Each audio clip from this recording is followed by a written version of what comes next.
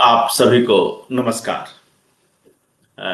आज हम लोग पुनः उपस्थित हैं एक नई कड़ी के साथ।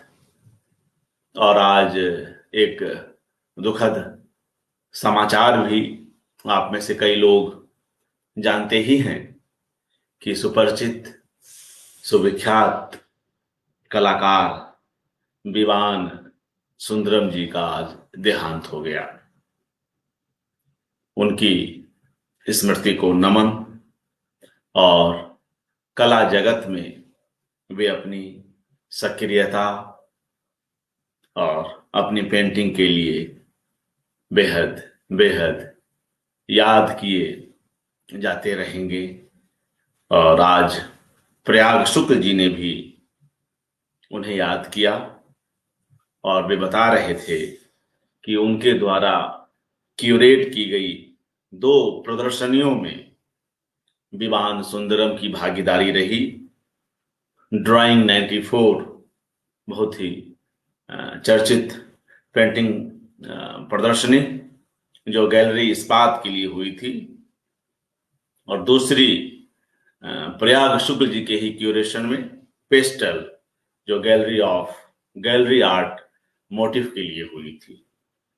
तो विवान सुंदरम जी को हम लोग नमन करते हैं और सशरीर उनकी उपस्थिति नहीं है, मगर वे अपने कार्यों में हमेशा याद किए जाएंगे। मित्रों, आज हम लोग यहाँ पर संजीव बख्शी जी की एक कहानी सुनेंगे, उनकी ही ओर से। यह कहानी अप्रकाशित है और आप सभी जानते हैं कि संजीव जी उपन्यास, कहानी और कविता मुख्य रूप से इन तीनों विधाओं में सक्रिय हैं। भूलन कांदा नाम से चर्चित उनका उपन्यास कई कई लोगों ने पढ़ा। उस पर जो फिल्म बनी उसकी भी देश विदेश में काफी चर्चा हुई। वह फिल्म पुरस्कृत भी हुई। आज जो अवसर है वह संजीव बख्शी जी की ओर से एक ऐसी कहानी के वाचन का अवसर है जिसे उन्होंने बच्चों, किशोरों के लिए लिखने की कोशिश की है। वे पहली बार किशोरों के लिए कुछ लिखते हुए नजर आ रहे हैं। यह विचार कहां से आया, किन लेखकों और किन रचनाओं से उन्हें इसकी प्रेरणा मिली, इसके बारे में हम स्वयं उन्हीं से सुनेंगे। एक बेहद भावपूर्ण कहानी है जिसका आज वे पाठ करेंगे और जिसका शीर्षक है तारा। एक बच्चे की कल्पना और उसकी सोच, उसकी मासूमियत की कहानी, और कैसे उसके भीतर उजाले की एक बड़ी दुनिया प्रवेश करती है, जिसकी कहानी। मित्रों, संजीव बख्शी जी की एक कविता, छोटी सी एक कविता को पहले सुन लेते हैं, इसके बाद उन्हें आमंत्रित करते हैं। कुछ एक पंक्तियों में बड़ी ही सरलता के साथ संजीव जी ने अपनी बात रखी है इस कविता में, जिसका उन्वान है कहेंगे धन्यवाद। सुनिए। मई की तपती शाम ठंडे पानी से पत्तियों को पोंछते हुए। मई की तपती शाम ठंडे पानी से पत्तियों को पोंछते हुए सोचता हूं इसकी चर्चा जड़ों तक जरूर होगी। कहेंगे कहेंगे धन्यवाद कुछ इस तरह कि खिलेंगे पीले फूल, कि खिलेंगे पीले फूल, कुछ और आएगी खुशबू कुछ और, आएगी खुशबू कुछ और। तो इन्हीं पंक्तियों के साथ हम लोग संजीव जी को आमंत्रित करते हैं, और जिन मित्रों की प्रतिक्रियाएं और लाइक्स मिल रहे हैं उनमें से कुछ एक के नाम ले लूं।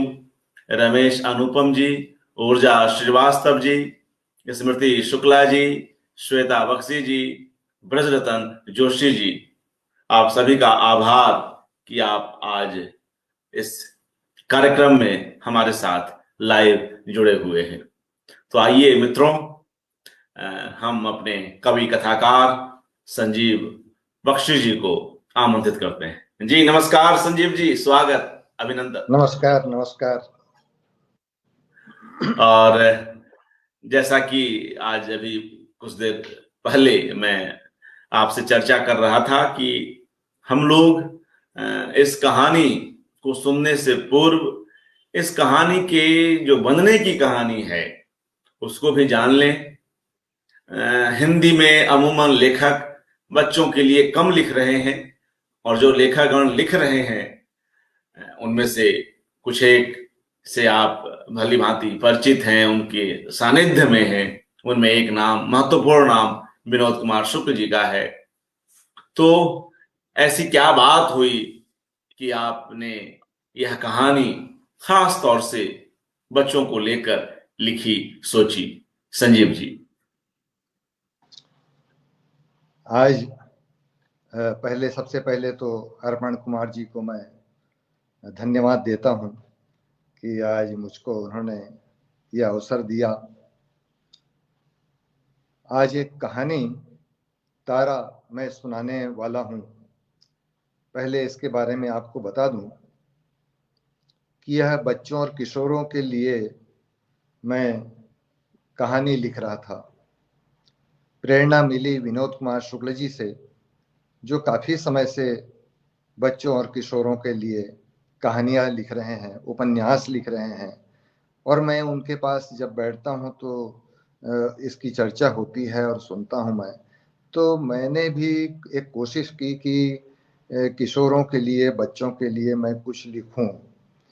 एक कहानी तो मैंने लिखी, लेकिन वह कितना किशोरों के लिए बन पड़ा यह सुनने के बाद ही पता लगेगा। मैं और भी कई लोग लिख रहे हैं बच्चों के लिए, लेकिन बहुत कम संख्या में लिख रहे हैं और बहुत महत्वपूर्ण काम कर रहे हैं बच्चों के लिए। खासकर एक तारा संस्था जो है उसने बच्चों के लिए बहुत सुंदर काम किया है। विश्व पुस्तक मेला में मैं गया था तो उनके स्टॉल पर मैं ये देख कर आया कि उन्होंने बहुत अच्छा काम किया। तो मैं इस जी कहानी का पाठ शुरू करता जी, हूँ। और जी स्वागत। और यह भी क्या एक संयोग है कि जब मैं अभी कुछ दिन पूर्व दिल्ली में था तो जी प्रयाग शुक्ल जी ने कई कविताएं सुनाई, और शुरुआत में जो बच्चों और किशोरों के लिए लिखी हुई कविताएं थी उनका पाठ किया। इसी तरह वाह। से जी मृदुला गर्ग जी ने भी अपनी उन दो कहानियों का पाठ किया जो जी किशोरों के मनोरंजन को ध्यान में रखकर लिखी गई कहानियां थी, और बहुत आज सुंदर, आप बहुत हैं। सुंदर। तो यह कुछ ऐसा एक संयोग बना कि जी एक तरह से जाने अनजाने बाल और किशोर साहित्य को लेकर यहाँ कुछ एक कार्यक्रम हो पाए या हो रहे हैं। कुछ रचनाएं भी हम लोग निरंतर सुन रहे हैं। संजीव जी स्वागत। तो ये कहानी है जिसका शीर्षक है तारा। मिठाई अभी 8 ही वर्ष का हुआ है। मिठाई अभी सिर्फ 8 वर्ष का ही हुआ है। कुशाग्र बुद्धि का है मिठाई। मिठाई भला नाम कैसे रख दिया? पूछने पर बताया जाता है कि 2 बहनों के बाद जन्मा था मिठाई। जैसे ही उसके जन्म की खबर आई, बरामदे में खड़े उसके मामा के मुंह से निकल गया, मिठाई। बस उनका बोलना था कि सब बोलने लगे, मिठाई मिठाई मिठाई मिठाई, और इस तरह नाम पड़ गया मिठाई। सबका कहना हुआ कि यह नाम मामा ने रखा। मामा भी बहस क्या करते, वे सहमत हो जाते कि उन्होंने ही रखा है मिठाई का नाम। जन्म से मिठाई ज्यादा संजीदा और बुद्धिमान था। अब 8 का हुआ तो उसकी चर्चा गांव में होने लगी कि उसके जैसा कोई होशियार ना हुआ। वह ज्यादा बात नहीं करता, परंतु सर्वगुण संपन्न था। अपनी कक्षा में वह हमेशा अव्वल ही आता। मिठाई के पिता मजदूरी में जाते, गरीबी से जीते, और किसी तरह पैसों का इंतजाम करके वह मिठाई को स्कूल भेजते। मिठाई की दोनों बहनों ने स्कूल का मुंह नहीं देखा। वे दोनों घर के कामकाज में ही रहती। दोनों बहनें और माँ मिठाई को बहुत प्यार करती थीं। सबका ध्यान मिठाई की पढ़ाई लिखाई पर रहता और इस पर रहता कि मिठाई को कोई कमी ना हो। मिठाई साधारण ही रहना चाहता और कम से कम जरूरतों में अपना गुजारा कर लेता। इन सब बातों को लेकर वह बहुत ही समझदार था। बहनों को हमेशा घर के काम करते देखता तो खुद भी काम में लग जाता। बहनें अड़ोस पड़ोस से कपड़े लाकर सिलाई कर कुछ पैसे कमा लेती। यह घर की अतिरिक्त आमदनी होती। मिट्टी का कच्चा घर था जिसे माँ रोजाना लीपती और चाक चौबंद रखती। इसके लिए जरूरी था कि शनिवार को बाबू यानी मिठाई के पिता मजदूरी के कुछ पैसे माँ को लाकर दे, ताकि सप्ताह में एक दिन इतवार को बाजार जाकर सप्ताह भर के लिए जरूरत के सामान वह खरीद लाए। कई इतवार को तो पैसे न होते तो माँ बुधाई उधारी में सामान खरीद लाती थी। सबका ध्यान होता कि मिठाई को कोई कमी ना हो। वही तो था जो स्कूल पढ़ने जा रहा था। मिठाई कई बार माँ को कह चुका था कि उसके लिए फिक्र करने की जरूरत नहीं है, वह भूखा भी रह सकता है। यदि 2 दिन खाना नहीं खाएगा तो मर नहीं जाएगा। किंतु माँ का दिल था और बहनों का प्यार कि वे खुद भूखे रह जाते किंतु मिठाई के लिए खाना बचा देते। शाम का समय था। अब कुछ कुछ अंधेरा होने लगा था। आकाश में तारे दिखने लगे थे। मिठाई घूमते घूमते घर से दूर निकल आया था। जंगल की ओर चलते चलते उसे तारे दिखने लगे थे। सुनसान था। अब तो चिड़ियों का शोर भी थम गया था। वह अकेला जंगल में खड़ा था। मिठाई के भीतर की सच्चाई और सरलता ने उसके भीतर एक विश्वास पैदा कर दिया था। वह जितना संस्कारवान था उतना ही साहसी भी था। उसकी सोच में निर्मलता थी। वह सबके लिए बराबरी से सोचता। यही सब उसके भीतर की ताकत को बढ़ा रही थी। इन सब अच्छाइयों के साथ वह अकेला सुनसान जंगल में खड़ा था। थोड़ी देर के लिए उसे एहसास हुआ कि वह गांव का प्रतिनिधित्व करते हुए यहाँ खड़ा हुआ है। फिर उसे एकाएक लगा कि वह इस समय पूरे संसार का प्रतिनिधित्व करते हुए वहां खड़ा है। उसके भीतर की ताकत यह सोचते हुए एकाएक बढ़ गई। उसने आकाश की ओर देखा तो उसकी नजर आकाश में सबसे नजदीक वाले एक तारा पर पड़ी।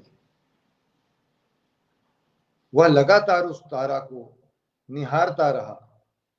ऐसा लगा कि वह तारा से बातें कर रहा है। उसे लगा तारा उससे कह रहा हो कि मैं तुमसे मित्रता करना चाहता हूं। यह सोचते सोचते जाने कैसे उसके मुंह से निकल गया, तारा तुम मेरे पास आ जाओ। देखते ही देखते क्षण भर में वह तारा पास आ गया और मिठाई की आंखें चुंधिया गईं। सब ओर प्रकाश ही प्रकाश फैल गया। सारी चीजें उजली दिखने लगी। मिठाई को लगा वह सपने देख रहा है।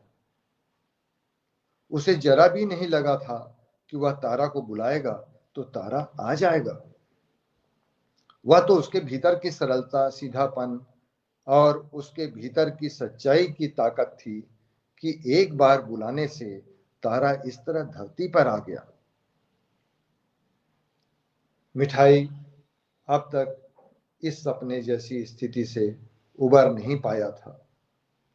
उसके मुंह से कोई शब्द निकल नहीं पा रहा था कि तारा ने ही कहा कि मिठाई बोलो, तुमने कहा और मैं तुम्हारे पास आ गया।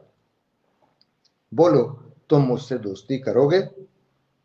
मिठाई को तारा की आवाज तो सुनाई दे रही थी, पर उसके मुंह से अब भी कोई शब्द नहीं निकल रहा था। किसी तरह उसने हाँ कहा और फिर चुप हो गया। इसके बाद तारा ने क्या कहा उसने नहीं सुना। वह उसके उजलेपन में ही कहीं खोया हुआ था। तारा ने जाते जाते यह कहा कि फिर बुलाना, मैं आ जाऊंगा। यही वह सुन पाया और फिर तारा चला गया। अंधेरी रात थी। जंगल अंधेरे में लिपट गया था। अचानक आए इस उजलेपन के बाद यह अंधेरा और अधिक घुप अंधेरा लग रहा था। तारा से मिलने की खुशी में भीतर से वह इतना उजला हो गया था कि बाहर के अंधेरे को भूलकर घर लौट आया। घर आते आते वह सोच रहा था, तारा से मिलने की बात किसी को बताना नहीं है, यह ठीक नहीं होगा। यदि वह किसी को भी यह बता देगा तो गांव में बात फैलने में समय नहीं लगेगी। सब ओर हल्ला हो जाएगा और फिर मेरे साथ पूरी भीड़ जंगल आ जाएगी और सब कहेंगे तारा को बुलाओ। सबको देखकर शायद तारा नहीं आएगा और मेरी मित्रता भी खत्म हो जाएगी।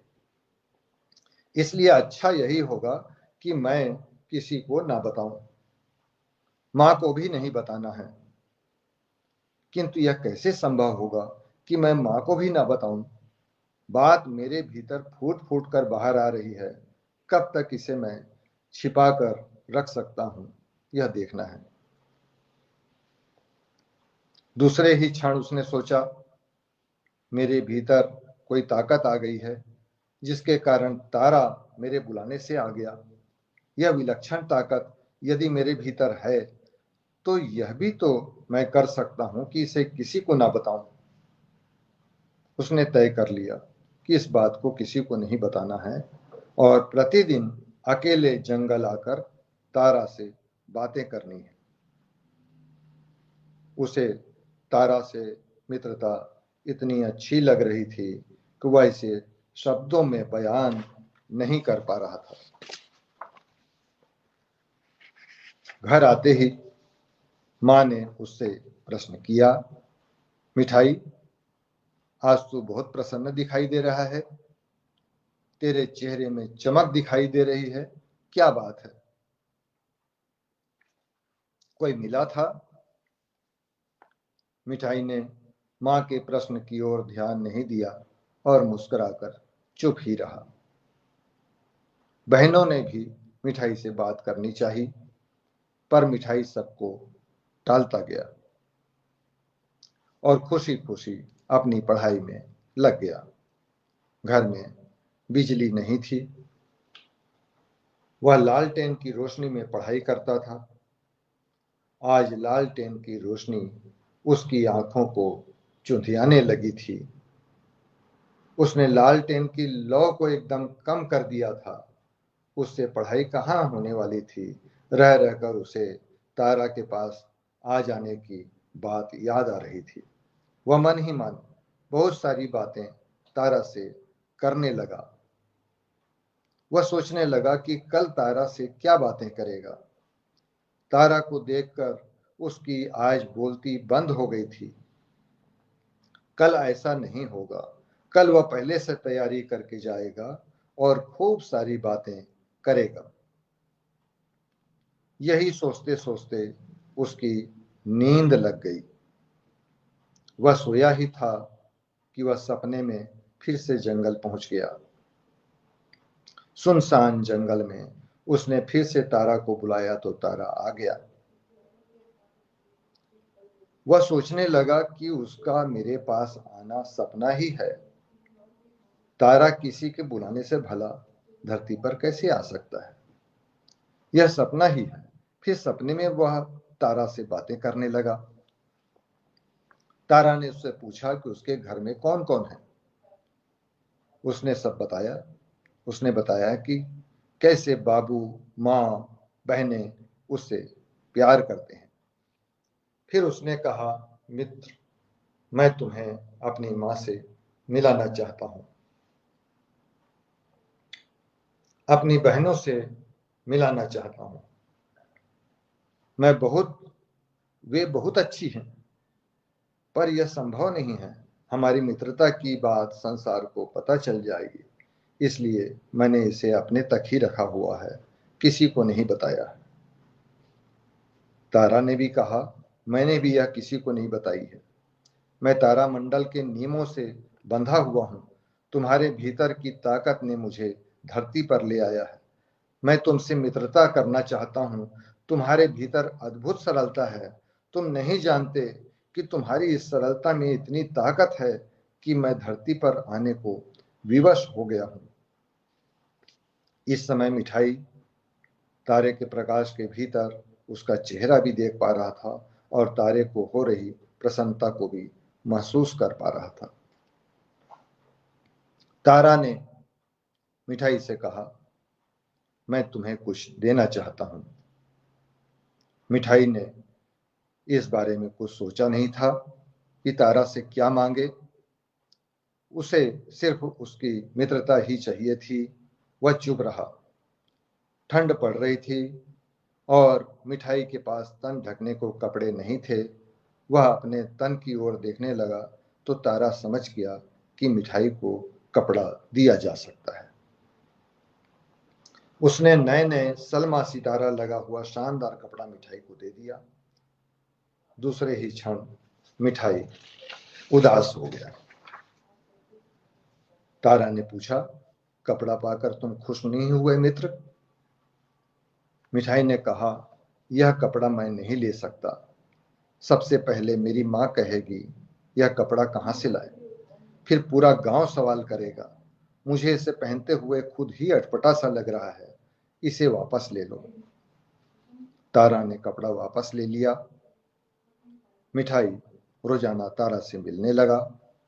कभी मिठाई तारा को देने के लिए कुछ चीजें ले आता था तो कभी तारा मिठाई को देने के लिए कुछ ले आता था। इस तरह दिन बीतने लगे। एक दिन मिठाई के एक मित्र चरवाहे ने यह सब देख लिया। उसने आकर मिठाई की माँ से यह बात बता दी। माँ ने मिठाई से इसके बारे में पूछताछ की। माँ ने पूछा, मिठाई क्या बात है? चरवाहे ने जो कुछ बताया है क्या वह सही है? उसने बताया कि तुम एक रोशनी से घिरे हुए थे। जंगल में रोशनी कहाँ से आ गई? मिठाई ने कहा, मैं सब कुछ साफ साफ बता देता हूँ। हाँ, सुनसान जंगल में रोशनी से घिरा हुआ था। सारा कुछ प्रकाशमय हो गया था। मैं इसकी कल्पना नहीं कर सकता।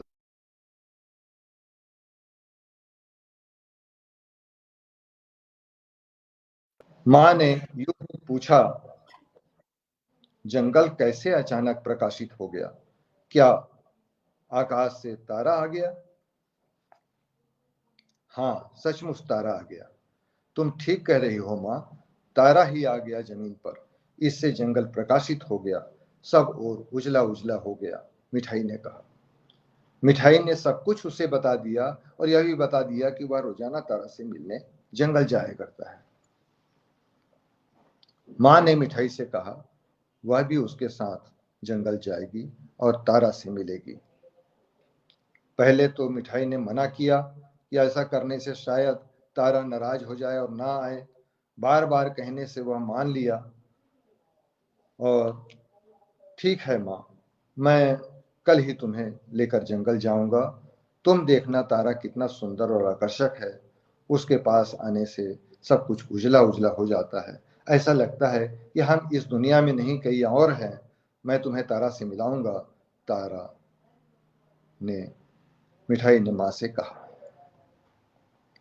दूसरे दिन मिठाई माँ को लेकर जंगल चला गया। झुरमुट अंधेरा, आसमान में तारे दिख रहे थे, जंगल सुनसान था। मिठाई ने आंखें बंद की, मन ही मन तारा को बुलाया। उसने बता दिया कि माँ तुमसे मिलना चाहती है, आ जाओ। तारा को बुलाने पर तारा आ गया। मिठाई खुश था कि माँ को साथ लेकर आने के बाद भी तारा आ गया। उसने तारा से माँ का परिचय कराया। माँ गदगद हो गई और उजले उजले में वह कुछ भी बात करना भूल गई। इस तरह कुछ देर में दोनों जंगल से वापस आ गए। चरवाहे ने अपने घर जाकर सबको यह बात बताई तो किसी ने विश्वास नहीं किया। बारंबार उसके कहने पर उन्हें विश्वास हुआ कि यह सच हो सकता है। यह बात एक दिन में ही पूरे गांव में फैल गई। सरपंच ने मिठाई के माता पिता को एक बैठक में बुला करके सबके सामने पूछा कि बात क्या है। पिता को तो कुछ पता नहीं था। माँ ने ही सारी बात बता दी। सरपंच ने कहा, ऐसा है तो पूरा गांव कल जंगल जाएगा और सबके सामने मिठाई तारा को बुलाएगा। यदि तारा गांव के सामने आ जाता है तो उससे हम अपनी समस्याएं बताएंगे और उसे दूर करने के लिए कहेंगे, खुशहाली के लिए कुछ मांगेंगे, कहेंगे कि हमें खूब सारा धन दे दे। हम गांव के विकास के लिए उसे लगाना चाहते हैं। यह कहते हुए सरपंच और उसके साथ बैठे पंच लोग भी एक सूची बनाने लगे कि तारा यदि आ गया तो उससे क्या क्या मांगा जाए। सूची बनाई जा रही थी कि मिठाई की नींद खुल गई। वह सपने के बारे में सोचने लगा। वह डर गया कि सबको यह पता चल जाएगा तो सारा कुछ गड़बड़ हो जाएगा। वह सपने के बारे में सोचने लगा कि कैसे तारा ने उसे कपड़ा दिया था, परंतु जो कि बहुत सुंदर था, और माँ को भी तारा ने देख लिया। सपने के बारे में सोचते सोचते उसमें वह खो गया। वह सबसे ज्यादा सरपंच से चिढ़ता था। उसने अक्सर लोगों को सरपंच के बारे में बातें करते सुना था कि वह भ्रष्ट है। सड़क और स्कूल भवन बनाने के लिए शासन से मिले पैसे में से उसने काफी गबन कर लिया और कागजों में ही उसे पूर्ण बता दिया। सरपंच निराश्रित लोगों को मिलने वाले पैसे में भी हिस्सा लेता है। गुरुजी भी सरपंच को प्रति माह कुछ पैसे इसलिए देते हैं कि वह उसके विरुद्ध शिकायत न करे। यह सब जानता था मिठाई। उसे लगता था कि यदि सरपंच को तारा के बारे में जानकारी हो गई तो ठीक नहीं होगा। उसे तो किसी हालत में जानकारी नहीं होनी चाहिए। और इसके लिए जरूरी है कि यह जानकारी किसी को ना हो, मां को भी नहीं। उसने सोचा कि जो सपने में उसने देखा वह तो मां को बता सकता है। सपने के बारे में बता देने में उसका जी भी हल्का हो जाएगा और सपना तो सपना ही रहेगा। उसने सुबह ही मां को बताया। उसने एक सपना देखा जिसमें वह जंगल गया। उसने पास से के एक तारा को बुलाया तो तारा उसके पास आ गया। उसने तारा से ढेर सारी बातें की। उसने बताया कि तारा बहुत ही अच्छा है और अच्छी बातें करता है। मां ने कहा, सपना तो सपना ही है, कोई सचमुच तारा ऐसे नहीं आता बेटा। मिठाई ने कहा, उसे तो ऐसे लगा कि जैसे तारा सचमुच आ गया है। मां अपने काम में लगी थी, सो उसने कहा कि सपना देखा था ना, उसे भूल जाओ और अपने काम पर लग जाओ। मिठाई ने मां से कहा, यदि तारा सचमुच आ जाए तो क्या होगा? तुम्हें कैसा लगेगा यदि सचमुच मैं तारा से मिलकर आ जाऊं? मां ने मिठाई का मन बहलाने के लिए कह दिया कि उसे अच्छा लगेगा यदि वह तारा से मिलकर आ जाएगा। तब तो सुनो मां, मैं कल सचमुच ही तारा से मिलकर आया था। रात में मैंने सपना तो देखा ही, किंतु मैं जब शाम जंगल गया था तो पास के एक तारा को मैंने बुलाया तो तारा मेरे पास आ गया। वह सचमुच मेरे पास आ गया। इस चकाचौंध में मैं उससे कोई बात तो नहीं कर पाया, पर मैंने उसे देखा। वह बहुत ही सुंदर है। मिठाई ने एक ही सांस में सारी बात कह दी। यह कहते हुए उसे तुरंत आभास हुआ कि यह तो नहीं बताना था। फिर उसने मां से कहा कि वह किसी और को इसे न बताए, तारा से मैं जंगल में मिला था। बेटा, तूने सपना ही देखा है, तारा सचमुच किसी के बुलाने से नहीं आता। तुझे ऐसा लग रहा है कि वह सचमुच आ गया था, किंतु वह सपने में ही आया था। कभी कभी सपना भी सच जैसा लगता है, तो उसे भूल जा, मां ने कहा और अपने काम में लगी रही। नहीं मां, वह सचमुच आया था। सपना तो मैंने उसके बाद रात में जब सोया तब देखा। सपने में भी मैं तारा से मिलने गया था, परंतु कल शाम तो तारा सचमुच मेरे पास आया था। चाहो तो आज तुम मेरे साथ जंगल चलो, मैं तुम्हें मिलवाऊंगा, तारा से मिलवाऊंगा। मिठाई ने जिद की तो मां ने कहा, ठीक है, शाम को चलेंगे। मां अभी मिठाई की बातों को गंभीरता से नहीं ले रही थी, वह काम में लगी रही। मिठाई को एक और तो डर लग रहा था कि उसने मां को तो बता दिया है, जो होगा देखा जाएगा, उसने सोचा। दूसरी ओर उसे उत्सुकता थी कि आज मां से तारे को मिलवाऊंगा। मां तो मान ही नहीं रही है। तारा से मिलेगी तो ही उसे विश्वास होगा। उसका ध्यान किसी और काम में नहीं लग रहा था। उसे तो लग रहा था कैसे शाम हो और कैसे वो मां को लेकर जंगल जाए। शाम होते ही उसने मां से कहा कि तारा से मिलने जंगल चलें। मां उसकी बात टालने लगी कि किसी और दिन चलेंगे। मिठाई ने जीत पकड़ ली कि आज ही जाना है। मां ने मिठाई को दिलासा दिया कि कभी कभी मुझे भी ऐसा लगता है कि सचमुच में ऐसा कुछ हुआ है, किंतु वह सपना होता है बेटा। तुम्हारे साथ भी ऐसा हुआ है। तारा ऐसे धरती पर नहीं आता, वह आसमान में रहता है। मिठाई चुप था। वह क्या कहता? वह उदास था। उसके चेहरे पर उदासी साफ दिख रही थी।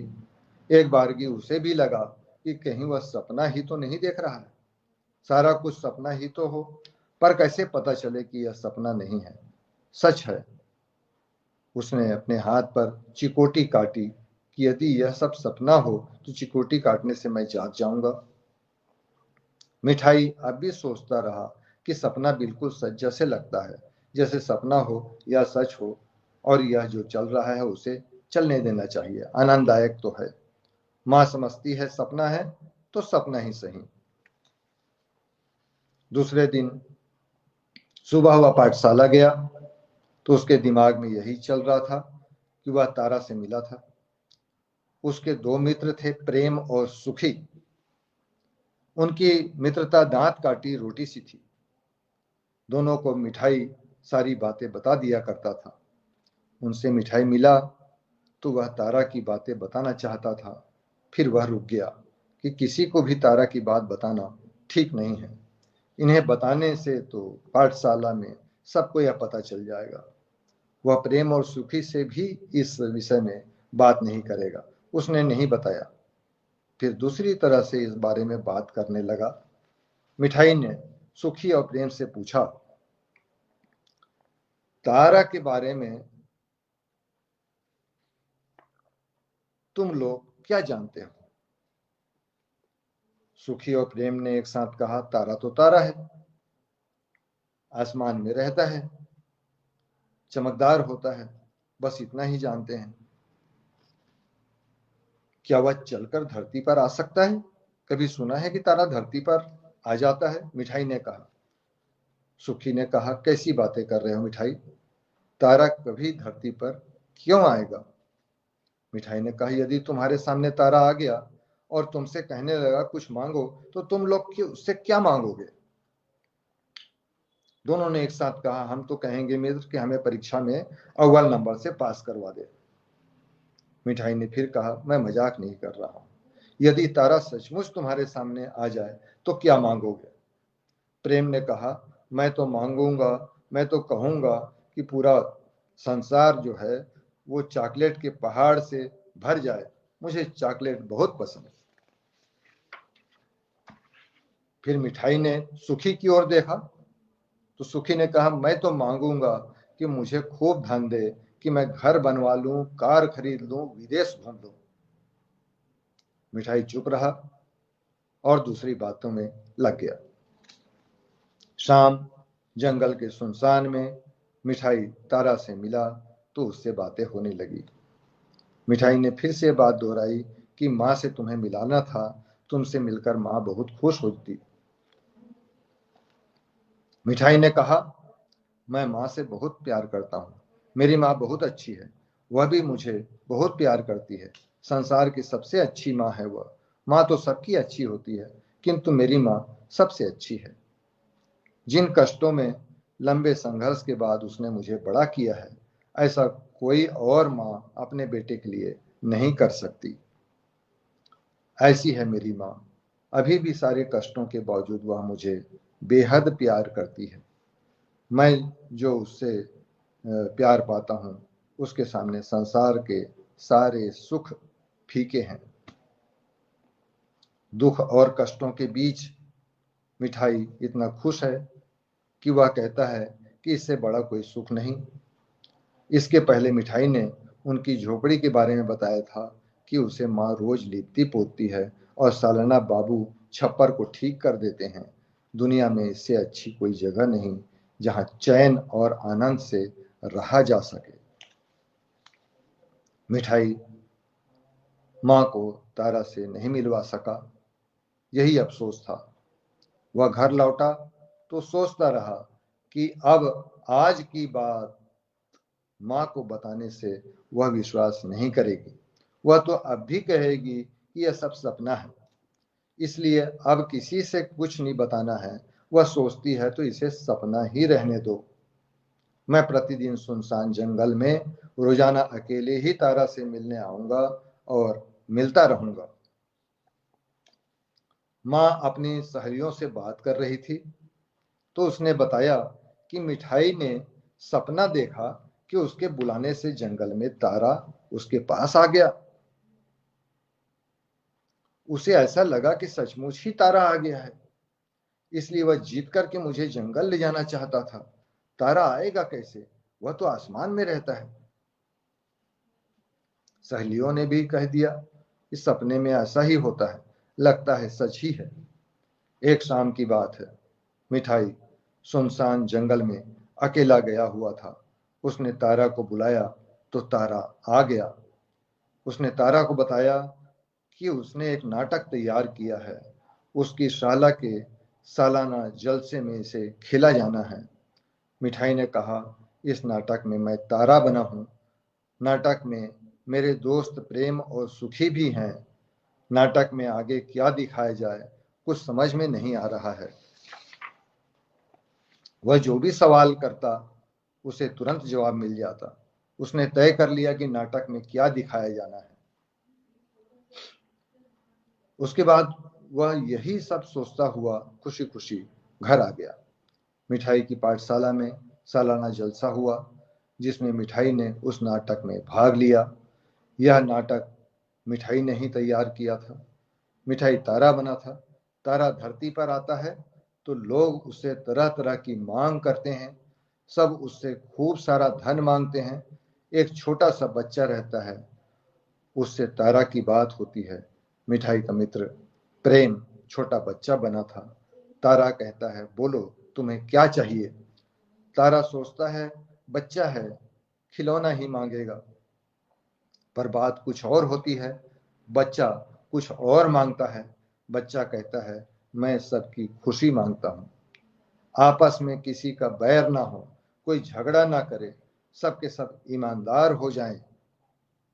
तारा ने कहा, यह तुम ही कह रहे हो बच्चे, किसी और ने नहीं मांगा। यह सब सब चाहते हैं कि उनके लिए ही खुशी दी जाए, सिर्फ उनके लिए। सब यही चाहते हैं, ईमानदारी तो हो पर किसी का इसके कारण काम ना रुके। सब चाहते हैं कि जादू की तरह सब हो जाए। बैर और झगड़े से लोगों का मोह हो गया है। इसके बिना कई लोगों का खाना नहीं पचता। लोग शराब पीना नहीं छोड़ सकते। सबको झूठ बोलना अच्छा लगता है। बुरी आदतें सब छोड़ना नहीं चाहते। इसके बिना तो कुछ हो नहीं सकता। तुम जो कह रहे हो ऐसा सब कहें तो मैं मांगे मान सकता हूँ। तारा के ऐसा कहने के बाद सारे लोग चुप थे। किसी ने कुछ नहीं कहा। बच्चा सबकी ओर देखता रहा कि कोई तो बोलेगा। सबको चुप देखकर वह निराश हो गया। नाटक में मिठाई ने अपने आप को बिल्कुल तारा जैसे बना लिया था। उसने कहा, मैं खुशियां दे सकता हूँ। खुशियां लेने के लिए सबको प्रेम जैसा होना चाहिए। दुख की बात है कि कोई भी प्रेम जैसा नहीं है। उसके जैसा निश्चल, ईमानदार, सरल, संतोषी जो होगा उसी को मैं दिखूंगा और उसे ही खुशियां दूंगा। तारा वापस आसमान में चला गया और नाटक इस तरह समाप्त हो गया। उपस्थित जनता ने नाटक को पसंद किया, खूब तालियां बजाई। दूसरे दिन मिठाई शाम को सुनसान में जंगल गया, तारा को बुलाया। तारा आ गया। मिठाई ने तारा को सब कुछ बता दिया और कहा कि नाटक ठीक रहा। नाटक की तैयारी के समय मिठाई प्रेम और सुखी से बारंबार कहता कि उसे चिकोटी काटे, कहीं यह भी तो सपना नहीं है।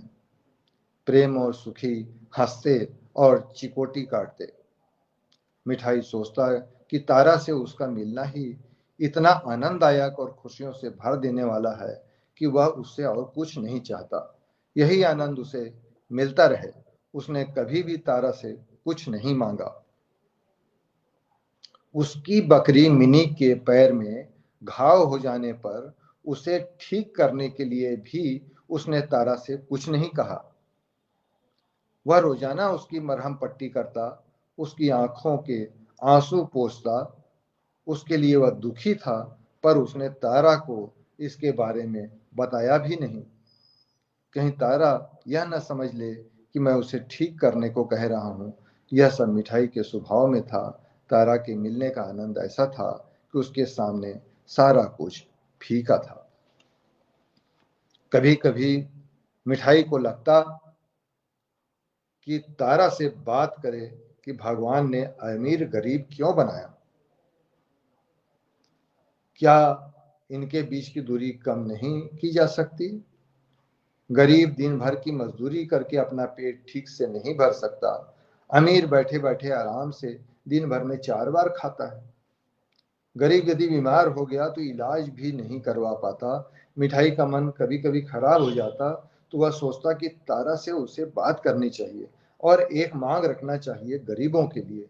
वह सोचता भर कुछ नहीं कर पाता, कुछ भी मांगने का स्वभाव ही नहीं था उसका। शायद यही कारण था कि तारा उसे दिखता था। एक दिन मिठाई का पड़ोसी गंगू बहुत बीमार हो गया। गरीबी में 2 वक्त का खाने का घर में नहीं था। दवा और अस्पताल की व्यवस्था कैसे करे, यह सब सोच रहे थे। आसपास से कुछ रुपए और अनाज मिल गए, पर वह इतना भी नहीं था कि शहर के अस्पताल में इलाज के बारे में सोच भी सके। गुरुजी ने कुछ दवाइयां दी, पर इससे कुछ लाभ नहीं हुआ। घर वाले गंगू की हालत पर रोने की सिवा कुछ नहीं कर पा रहे थे। उसकी तकलीफ को देखकर यह भी कह रहे थे कि भगवान उसे उठा क्यों नहीं लेता। मिठाई से रहा नहीं गया। उसने सोच लिया कि आज तो तारा से बात करेगा और गंगू बाबा के इलाज के लिए मांग करेगा।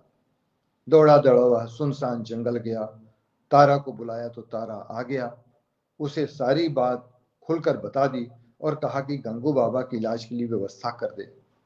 आज वह रुका नहीं, बोलता गया, गरीब के पास 2 वक्त का खाना नहीं होता, वह बीमार होने पर इलाज कैसे करवाए।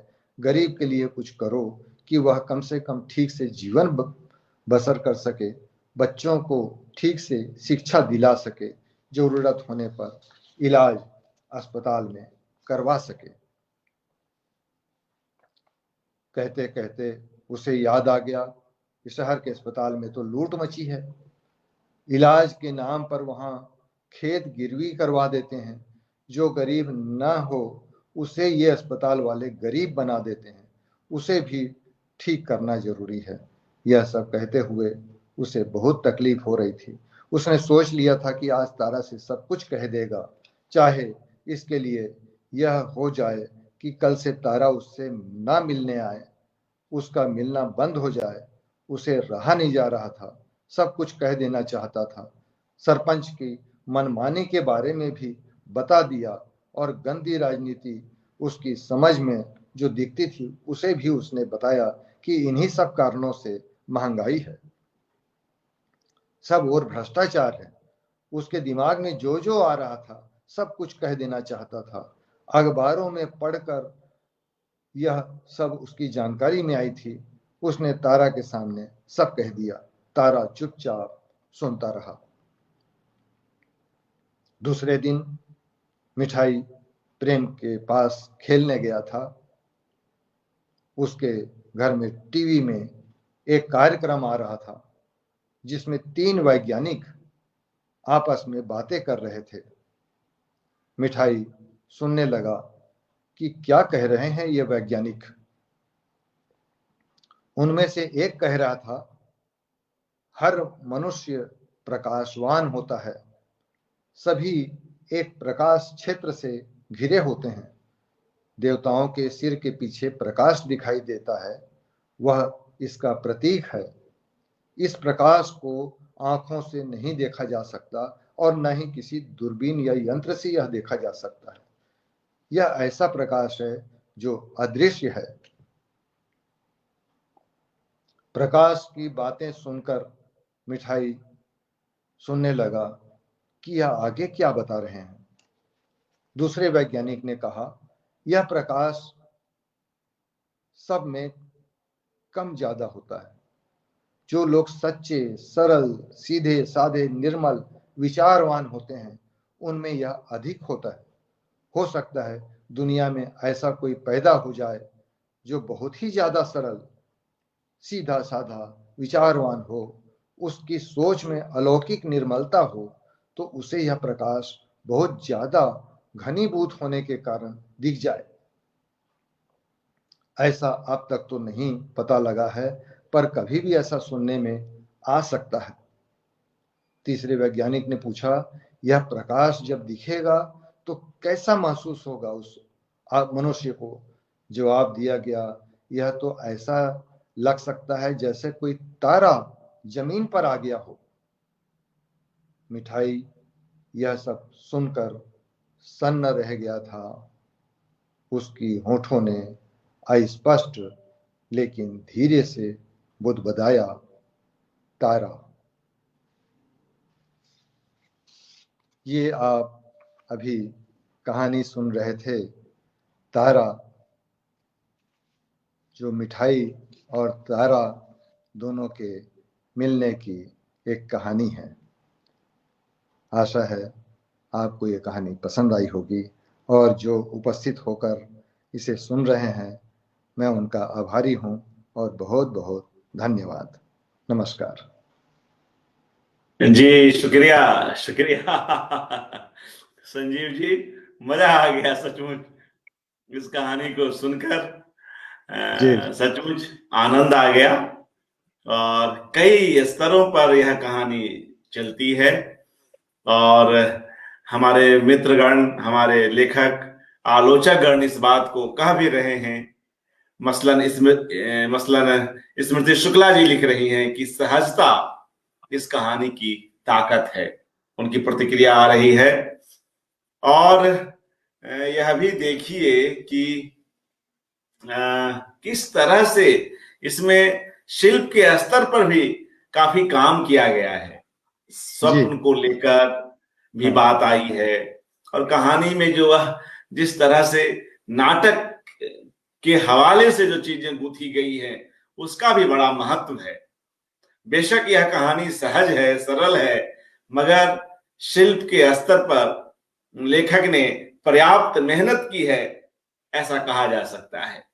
हमारे साथ अशोक मिश्र जी लगातार जुड़े रहे इस कहानी के साथ, आपके इस वाचन के साथ। उनकी प्रतिक्रिया है, बहुत ही महत्वपूर्ण कहानी जो हिंदी साहित्य को समृद्ध करती है। और वे लगातार यह कमेंट करते रहे, पल्लवी शिल्पी की चर्चा करते रहे कि वे इस कहानी का नाट्य मंचन करें। उनके दल में बहुत से प्रतिभाशाली बच्चे हैं। और वाह हमारे साथ, जी जी, हमारे साथ प्रयाग शुक्ल जी जुड़े रहे। उनकी प्रतिक्रिया भी आती रही, और वे लिख रहे हैं, मिठाई की तरह तारा से मिलना अच्छा रहा। सचमुच जिस तरह से एक अलौकिक वातावरण यहाँ पर रचा गया इस कहानी में, वह खास है। और जो अंत में जो वैज्ञानिकों वाली बात है, उस डिस्कशन को जो ला करके तारा के भीतर के मनोभावों को पकड़ने की जो कोशिश की गई, कि जो कोई अलौकिक जो लोग हैं, जिनकी सरलता, जिनकी सहजता, जो मिठाई की तरह मीठे हैं, सचमुच के मीठे हैं दिल से, हर तरह से, वो इस तरह की अलौकिक रोशनी को देख सकते हैं। तो कई स्तरों पर यह कहानी गूंथी गई है। जाहिर सी बात है कि कथा जिस तरह से एक बेहद निश्चल और सबके हित के लिए सोचने वाले लड़के की कहानी के माध्यम से है, और उन दोनों की दोस्ती को लेकर है, मगर वह जो कहीं ना कहीं जो नीटिंग है कहानी की, वह भी, उस पर भी कहानीकार ने काफी मेहनत की है। हमारे साथ सुधा शुक्ल जी जुड़ी हुई हैं। वे लिख रही हैं, अति सुंदर सरल कहानी, वाह मन खुश हुआ। ऐसे ही कुछ और प्रतिक्रियाएं। यह भी एक प्रतिक्रिया ले लें स्मृति शुक्ल जी की। वे, माफ कीजिएगा, एक कोई, हाँ, एक मिनट रुकिएगा। हाँ, स्मृति शुक्ल जी लिख रही हैं कि बच्चे ने तारा से संसार के लिए खुशी मांगी, मिठाई की सी निश्चलता प्रभावित करती है। मिठाई के मन में उठने वाले प्रश्न सामाजिक समानता के प्रश्न हैं। यह एक प्रेरक कहानी है। तो निश्चय ही जिस तरह से वह लड़का अपने ग्रामीण परिवेश में रह रहा है, अमीरी और गरीबी की विषमता को देख रहा है, और गांव में भी जिस तरह से सरपंच की जो अपनी उसकी जो अपनी चालाकियां हैं, उसको भी वह करीने से समझ रहा है। इन सब के बीच वह बड़ा हो रहा है, तो वह जो कुछ अपेक्षा रखता है, जो स्वप्न देखता है अपने आस पड़ोस के लिए, स्वयं के लिए, उसमें ये सभी लोग जुड़ते चले जाते हैं। तो हमारे साथ ये कुछ एक खास प्रतिक्रियाएं थी, और जिनमें से हमने कुछ यहाँ पर रखी।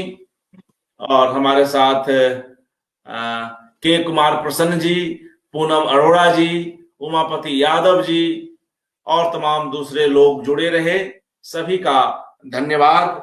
और आज जब हमने संजीव बख्शी जी की एक कविता से इस कार्यक्रम की शुरुआत की, और हम सभी लोग जानते हैं कि चाहे राजेश जोशी हो, चाहे प्रयाग शुक्ल हो, चाहे विनोद कुमार शुक्ल हो, चाहे और दूसरे लेखक हों, ये सभी लोग बाल साहित्य को लेकर, सुभद्रा कुमारी चौहान हो, और तमाम एक बड़ी सूची है जो बाल साहित्य से जुड़ी हुई सूची है। तो ऐसे में फिलहाल इस कहानी के ही संदर्भ में, इस कहानी से ही जुड़ी हुई एक कविता याद आ रही है, विनोद कुमार शुक्ल जी की ही, तो उसको पढ़ता हूं। और दोनों एक शहर से हैं, रायपुर से हैं, दोनों का जो मिलना जुलना है वह कहीं ना कहीं एक जो गर्माहट जो साहित्य की अपनी है उसका भी एक प्रमाण है। अच्छा लगता है कि कई कई बार संजीव बख्शी जी के माध्यम से भी हम लोग विनोद कुमार शुक्ल जी से मिलते हैं। तो एक लेखक जब अपने अपनी किसी टिप्पणी के माध्यम से दूसरे लेखक तक हमको ले जाए तो यह प्रयास कितना खास हो उठता है, यह कहने की जरूरत नहीं है। एक कविता विनोद कुमार शुक्ल की इस अवसर पर, और उसके बाद हम लोग इस कार्यक्रम को विराम देंगे। विनोद जी की एक कविता पढ़ता हूं, बाल कविता। टेढ़ा मेढ़ा नक्शा, टेढ़े मेढ़े द्वीप, टेढ़ा मेढ़ा नक्शा, टेढ़े मेढ़े द्वीप, टेढ़ा मेढ़ा समुद्र, टेढ़ी मेढ़ी नदियां, इधर उधर तक फैला और छोर आकाश, इधर उधर तक फैला और छोर आकाश, टेढ़े मेढ़े होंगे, टेढ़े मेढ़े होंगे उसके कोर किनार, टेढ़ा मेढ़ा है सब, कहीं कम नहीं अनंत, कहीं कम नहीं अनंत, छोटी बच्ची का गढ़ा हुआ सब, कहता था एक बूढ़ा संत, कहता था एक बूढ़ा संत। बहुत ही प्यारी कविता। बहुत सुंदर। और इन पंक्तियों के साथ आज की यह कड़ी समाप्त होती है। बहुत ही शानदार जानदार कहानी के लिए संजीव बख्शी जी का अभिनंदन। सचमुच रात्रि की इस बेला में हम सभी लोग जैसे अपने अपने तारे को बुलाने लगे। हम सबके भीतर का बच्चा भी कहीं जाग उठा, कुछ शैतानी करने लगा, कुछ मचलने लगा। अगर हमारे भीतर के इस बाल मन को कोई कहानीकार यूं उसको छू दे, यूं सहला दे, यूं उसको कुछ उत्प्रेरित कर दे, तो यह भी कहानीकार की सफलता है। बहुत बहुत शुक्रिया संजीव जी हमारे साथ जोड़ने के लिए। धन्यवाद। शुभ रात्रि। शुभ रात्रि।